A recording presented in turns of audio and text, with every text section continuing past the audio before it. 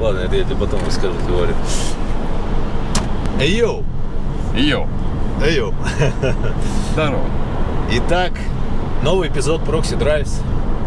Едем в солнечную Москву. Как вы можете наблюдать, вокруг полно солнца. Сегодня утром было 2 градуса, а вчера 20. Ну ничего, это нам не помешало, чтобы наконец-таки встретиться с легендарным. Продолжай, ну, Ну, короче говоря, сегодня в машине везу очень известного продюсера из группы Teddy Killers, а также владельца сольного проекта Тони Вонка. Ну, пусть так будет, владелец, да. Тони Вонка. Тони Вонка. А еще Place to Be есть. Place to be. Да. It's the place to be. Yes. Понял? Круто, круто. Слушай, у тебя 3 проекта. Когда ты все успеваешь вообще? А у меня очень много свободного времени. Но на самом деле я вообще ничего не успеваю и занимаюсь только Teddy Killers. И времени не хватает ни на Тони Вонка, ни на Place to Be. Все очень расплывчато так получается. Это как? Подожди. Я вот тоже стараюсь ничем не заниматься, но у меня что-то времени на что и как бы нет, потому что приходится. Но деньги-то я зарабатываю только музыкой, поэтому приходится выполнять какие-то заказы и делать музыку вот именно ради денег, а на творчество остается совсем мало времени. То есть ты еще ГОСТ продюсируешь, да? Да. А для кого, если не секрет? Секрет. Окей, а какой стиль, если не секрет? А вообще Например? разные, от рокового панка до драм-н-бейс. Слушай, у тебя есть образование музыкальное? Среднее у меня образование не музыкальное. Среднее, не музыкальное, обычное среднее. Да, То есть, да, всё, да. Понял. Слушай, ну давай начнем по пути с Teddy Killers. Наверное, Давай, это начнем. самый старый твой проект, да? Нет, старый самый Place to Be, я с него начинал, да. И потом уже мы, когда объединялись с ребятами, тогда и получился Teddy Killers из всего этого объединения. А где, кстати, остальные 2 ребята? Один живет в Словакии, сейчас переехал с Ростова туда уже давным-давно и живет не тужит, Так. а другой живет в Запорожье, в Украине. Да, и, наверное, с пандемией все как-то... Очень плохо все с Плоховато, пандемией. да. Да, и что в Европе, и в Украине очень так плохо. У нас в России Это вообще фигня. с этим дела намного лучше, чем в других странах. Ну да, наверное, пока. Так вот, и, значит, Place to Be, это какой год был вообще? Я когда это начал получилось? заниматься музлом, ну вот именно выпускаться в 2009 году. 12 лет, получается, да. На Metalhead были релизы? Нет. У нас не такой став, чтобы на Metalheads релиз. Понял. Place to Be — это Drum and Bass проект, да? Да, именно так. Drum and Bass проект, окей. И ты начал выпускаться в 2009, а Teddy Killers когда образовались? Teddy Killers образовались в 2012 году. И нас было вначале 2 участника, а потом мы Гришу к себе взяли. Гриша изначально менеджер, а теперь он как член проекта, ну и менеджер по совместительству. Занимается всякими организационными вопросами, букингом в России и всякими промоушенами, ну вот всей вот этой вот ерундой, которой музыкант никогда не любит заниматься. Рулят дела, да, согласен. Менеджмент помогает. Слушай, а как ты считаешь, это необходимая такая особенность? Потому что вот когда вот был у нас пик вот этого клабхауса, да, все говорили в клабхаусе, знаешь, за что? За то, как продвинуться. У всех повестка дня там стояла, как продвинуться, как стать звездой, но никто не говорил там за музыку. И, соответственно, вот всем менеджерам этот вопрос там был очень актуальный. А насколько он актуален для музыкантов, как по твоему мнению? Так он же изначально, как бы, я думаю, все люди понимают, что вся фишка-то в музле, а это уже потом вопрос стоит, как продвинуть это музло. Иногда бывает так, что у тебя очень классное музло, но никто его не слышит, потому что никакого менеджмента нет, никакой рекламы нет, никуда ты не ходишь, никому свои дымки не показываешь. И должен быть такой человек, который вот в жопу без мыла, как говорится, залезет и пропихнет твое музло куда-то. Кому-то покажет, кому-то отправит. Потому что вот я вообще ненавижу отправлять музыку кому-то. Общаться с вокалистами отвратительно. Но это больше такая как бы человеческая, да, твоя черта. То есть ты больше, как это называется, там, любишь вот такое свое личное пространство, да? Именно. Окей. А вы начали тогда как Teddy Killers в 2012 году. Насколько я помню, драм н бейс те года, претерпевал какие-то изменения, что ли, да? Или он был такой, как бы, стагнация некая была у драм н бейса?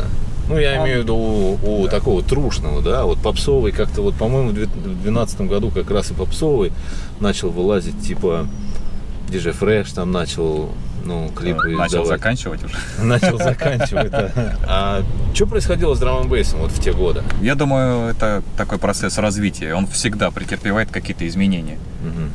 Есть какие-то корни, от которых мы не отходим, но все равно какие-то ответвления есть, новые ветви, новые стили, подстили драм н бейса. Так, и вы начали, драм н бейс пилить.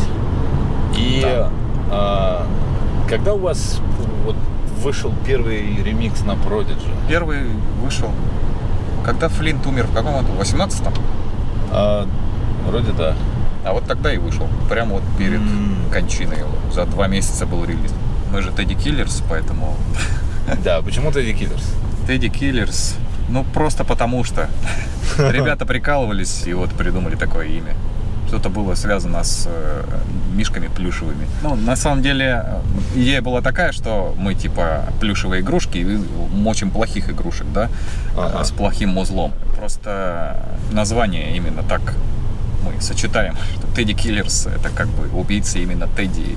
Мы не убиваем мишек, мы сами мишки. Почему вы ушли с глич-хопа? Почему не пошли какими-то протоптанными дорожками, да, общепротоптанными дорожками, глич-хоп я бы не сказал, что она протоптанная, тогда как раз это было очень в новинку. Да, но вы же не пошли этой дорожкой по итогу. А вот трэп, кстати, была протоптанная дорожка, но мы туда не пошли, потому что, у каждого в жизни есть такой ритм, с которым он, в принципе, движется, какие-то дела делает, может, идеи какие-то придумывает. Жизненный ритм. Жизненный ритм, да, именно. И у нас он как-то не стыковался ни с глич-хопом, ни с трэпом. И вся музыка, которую мы слушали по жизни, которая сопровождает нас и сейчас, она вот была связана с драм н бейсом и с высоким BPM. И поэтому как-то в драм н бейс, да? Потому что драм н бейс, он же технически, как тебе сказать, кстати, это еще одна черта. Сложный. Да, это еще одна черта, почему мы любим именно этот стиль. Потому что мы вот технически выебываться любим всегда. Да, вот так. То есть, как бы именно показать скилл, да? Именно показать, что вот один снейр может вывести весь трек, понимаешь? Только из-за этого снейра можно слушать этот трекан. Но здесь мы, наверное, уже размышляем именно как саунд-дизайнер, да? А вот с музыкальной стороны, вот драм н бейс. Я не разделяю эти понятия, и саунд-дизайн, и музыкальность. Я думаю, саунд-дизайн — это и есть музыкальность тоже. То есть мелодия с другой стороны, звук? Да. Не, вот как, мелодия или звук? В драм н бейсе зачастую, вот именно в нашем драм н бейсе, мелодии вообще нет. Есть ритм и звук. Ты его чувствуешь, и тоже он попадает тебе в душу, там ты можешь какие-то чувства, эмоции чувствовать, получать, имею в виду. В грудь бьет, да? Так сказать? Да, именно. Но вот некоторые другие музыканты, которые со мной ездили, тоже говорили насчет вот эмоциональной составляющей, да? И они отвечали на вопрос, как раз, который я всем задаю, это: а должен ли быть в музыке некий месседж? Должен или не должен доноситься от музыканта до слушателя? Ну, понятно, что у нас 2 варианта есть на это, да? То есть у нас есть танцевальная музыка и слушательная как-то больше музыка, да? Вот. Я имею в виду, ты делаешь драм н бейс. Это танцевальная музыка или слушательная? Вот изначально для тебя. Очевидно, это танцевальная вообще изначально музыка. И я не думаю, что она может быть слушательной. В принципе. Из-за такого ритма ее можно слушать только ногами, если вы понимаете, о чем я. Педалить. Да, педалить. А вот вы играли уже в разных странах, да? Видели, как там педалят? Ну, вернее, как там не умеют педалить. Везде одинаково педалят. Ну, как-то так, я не знаю, вот на каких драм-н-бейс вечеринках был я, там, за границей, так скажем, там педалить особо не умели, и просто вот тусили как-то вот так вот просто. Ну, вот видишь, значит, они просто ритм чувствовали и плясали, как им нравится, как им удобно. Какой у меня месседж в музле, и вопрос-то был, типа, нужен он или не нужен, да? И должен быть. Да, я не думаю, что мне стоит об этом задумываться вообще, когда я делаю музыку. И я помню слова, кто же сказал, Толстой, что ли, можешь не писать, не пиши. Вот я не могу не писать. я не задумываюсь о каком-то месседже, что там мне нужно описать весну, и там цветочки, листики падают, вот это вот все классическое, как нас в школе учили. Я этим не занимаюсь. У меня есть чувство, и я это переношу на холст MP3. На MP3 холст. Ну что ты сейчас. Вавки тоже нормально заходят. Но, мне кажется, если перефразировать, то месседж, безусловно, должен быть. Да, но... Он автоматически как-то сам получается. Да. То есть ты его как бы изнутри просто перекладываешь в процессе. Правильно? Да. От чего ты больше кайфуешь? От результата или от процесса? И от того, и от другого. Смотря еще от какого процесса и от какого результата. Вот сколько у тебя обычно один трек по времени стоит? Стоит? Ну, сколько по времени ты его делаешь? Вообще бывает по-разному. Иногда начинаешь и делаешь трек за 2 часа. А иногда делаешь трек 2 года, и он еще и не законченный. Вот. И сказать, какой из этих процессов мне нравится больше, я не могу. Потому что это все как бы один процесс, понимаешь? В основном очень много времени уходит на то, чтобы создать именно эти заготовки, про которые ты говоришь. Я трачу прямо неделями, сижу и, вот, допустим, накручиваю басы, накручиваю пресеты себе, чтобы у меня все было готово, чтобы когда идея ко мне в голову пришла, и я взял уже какие-то готовые свои инструменты, кирпичики, и из них уже вот на плейлисте построил что-то, то, что мне нужно. И, безусловно, процесс-то захватывающий, и, наверное, я скажу, что мне нравится больше процесс, да. Слушай, а вы как Тедди Киллерс, наверное, много где попутешествовали, да? Да, бывали много где. Наверное, из самых крутых мест я был вот Новая Зеландия, Австралия, мне понравились. Из самых худших мест, где я был, это, скорее всего, Томск. Томск? Да. А почему? Все началось очень мне было страшно. Я когда прилетел, меня встретил чувак, была ночь на дворе, а он в темных очках. Мне уже показалось как-то странно, что это очки зачем надел. Так. Вот. Он говорит, ща, пойдем, мы тебя отвезем. Он даже не поздоровался, просто типа обнял меня, пойдем. Вот, и я иду, окей. Ты был один из 3? Да, я один, обычно путешествую по России. Так. Стоят 2 чувака, он им платит деньги сразу, видимо, за дорогу, и они типа пошли, мы тебя отвезем в клуб. Вот, мы все втроем садимся в машину, они врубают рэпак на полную, и мы едем. Я все еще сижу немного напряжен. Вот, чувак говорит, сейчас все приедем, сейчас все будет четко, он все еще в темных очках, в машине нихуя не видно. И чувак, водитель спрашивает у своего другана, говорит, а когда гоночная трасса будет? Я такой уже напрягся, какая там гоночная трасса, куда меня везут вообще? Вот мы выехали на какую-то трассу, и он втопил 250 км в час, по-моему. Я вот так вот еду, держусь за ручку и спрашиваю у товарища, типа, куда мы едем и почему так быстро, и что происходит вообще? А он спит, оказывается. Он в очках сидит и вот так вот уснул. Вот, приезжаем мы на место, мне играть через 5 минут вставать. Мы заходим в клуб, а в клубе никого нет. Сидят 2 столика, и за ними там какие-то местные чувачки сидят. Вот. Кто-то играет, и 2 человека степят на танцполе. Вот, я думаю, что мы не туда приехали, что ли, как-то что-то забрать, может, нужно. Вот. Он такой, сейчас все будет, и ушел. Я стою, у меня не знаю, что делать, просто дар речи пропал. Вот, приходит чувак, говорит, ну, что-то, типа, туса не удалась, видимо, реклама под Насраланом. Так. Я говорю, чувак, ну, ты же мне там, типа, должен был какую-то там маленькую сумму внести в мой гонорар, чтобы... Я говорю, ты мне, может, их налом сейчас отдашь, чтобы у меня деньги-то на руках были, чтобы я тут, может, что-нибудь, квартиру себе снял или что-нибудь. Вот, он говорит, сейчас все будет. И он пошел по этим столам занимать у пацанов деньги, чтобы мне дать. Вот. В итоге он пошел, ему никто не дал деньги, и он ушел из клуба просто. И я стою, думаю, что делать? Пошел к этим пацанам, тоже сказал, что я вот артист. Они такие, садись, мы тебя знаем, все нормально. Вот, отвели меня там в кальянную, мы сходили, покурили. Вот, потом к себе домой позвали, я у них благополучно переночевал. Все, а ты по итогу-то отыграл? Или нет? Нет, не играл. Не играл. Красава вообще. Томск рулит. Томску привет. Ну ладно, это не Томск, это один какой-то человек. Да. По-любому, да. Да, конечно. Халатность. За халатность ему надо выписывать чек. А Новая Зеландия, Австралия?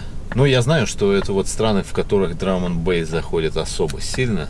Да, особо сильно. Там люди прямо кайфуют от драм-н-бейса. Драм-н-бейс — это почти первый в топ-чарте стиль музыки, на который люди вообще ходят и слушают. И там в чем прикол? Мне нравятся такие андерграунд-тусы, когда низкий потолок, все капает, пот, все трутся друг от друга. Когда вот ты играешь прямо перед толпой, и тебя можно там потрогать или дать тебе пятюню. Вот это мне очень нравится. Да. И там очень много клубов и очень много мест таких, вот в которых именно такие тусовки проходят. И я когда езжу туда в туры и получаю огромное удовольствие от таких мероприятий. Сколько раз там был? Я был... Вообще, как Teddy Killers, мы там были, по-моему, раз 4-5. Понял. Ну, раз в год примерно туда катаемся. Слушай, ну а есть какая-то разница между публикой вот там и тут? Вот сравним Новую Зеландию с Австралией и... Ну Есть, ладно, Томск не да. будем сравнивать. Давай Россию, в общем. Есть разница, да, есть разница. Например, давай сравним Прагу и вот Москву. В Москве драм-н-бейс популярен только у TC Group.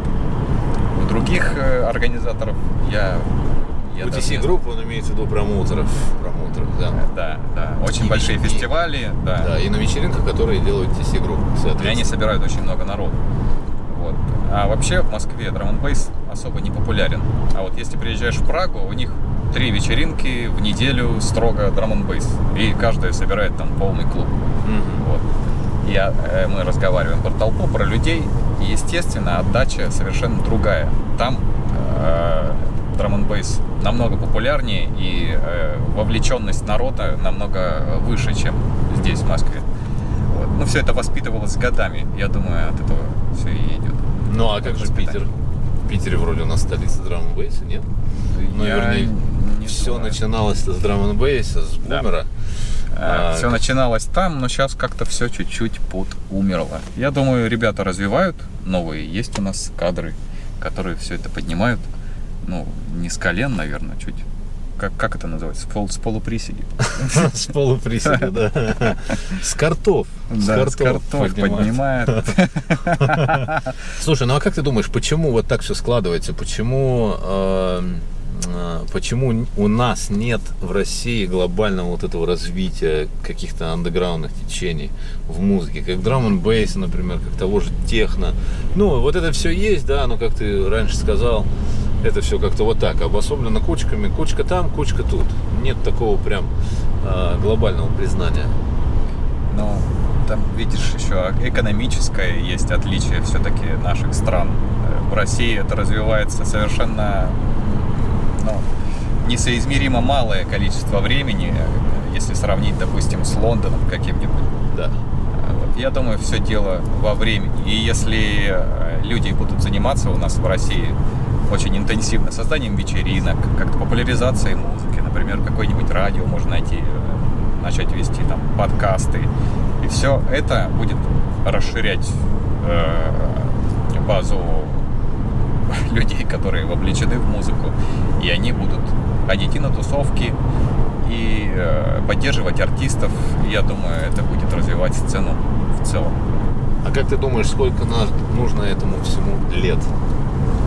Или десятков лет, чтобы все развилось? Просто давай угадайку поиграем.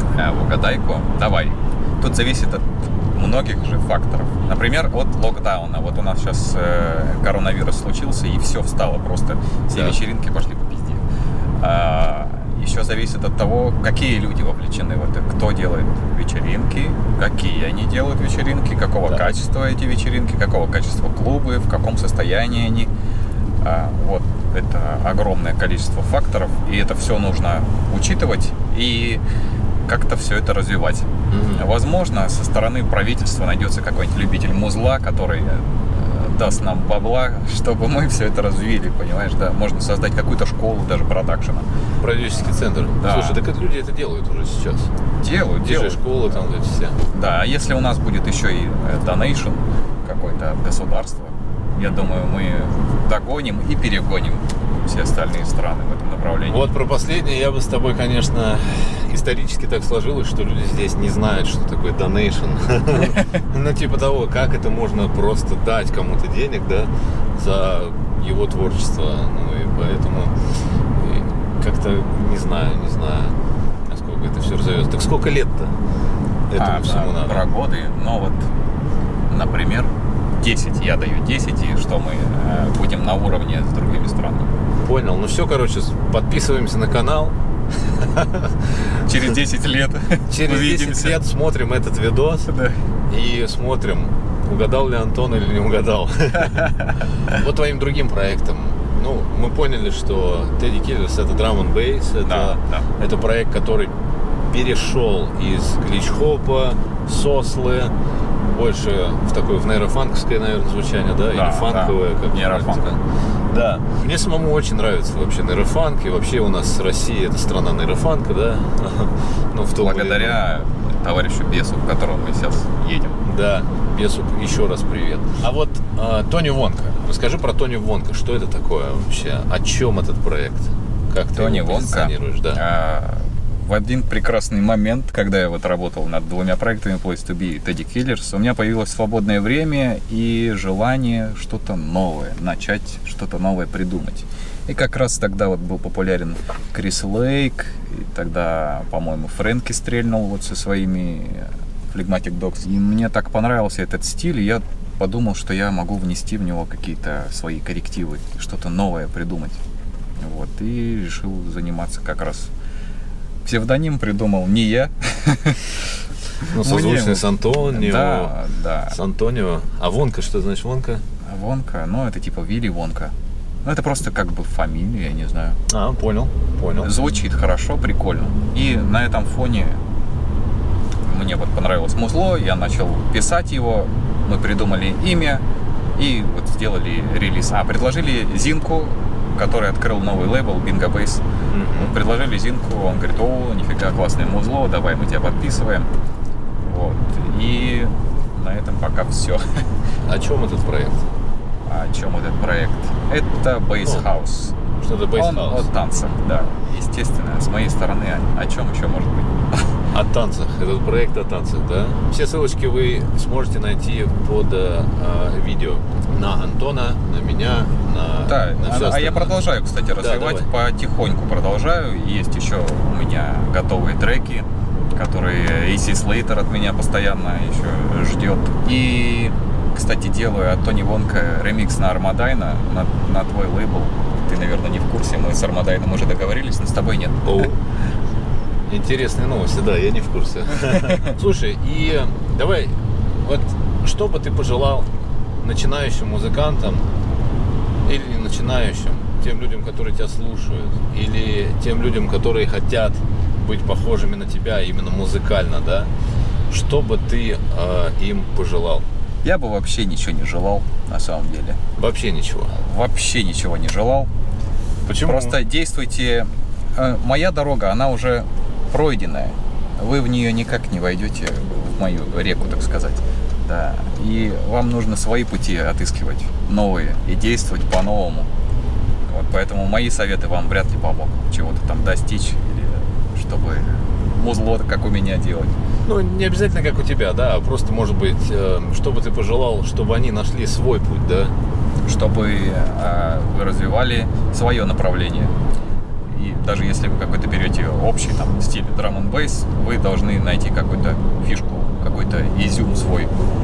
Вот, чтобы ни за кем не повторять, не слушать ничьи советы. Просто делайте так, как вы чувствуете. Я думаю, это путь к успеху. С вами были Тони Вонка, a.k.a. Teddy Killers, человек-оркестр с множеством проектов, а также Прокси. Подписываемся на канал, ставим лайки и увидимся в следующем эпизоде. Boom!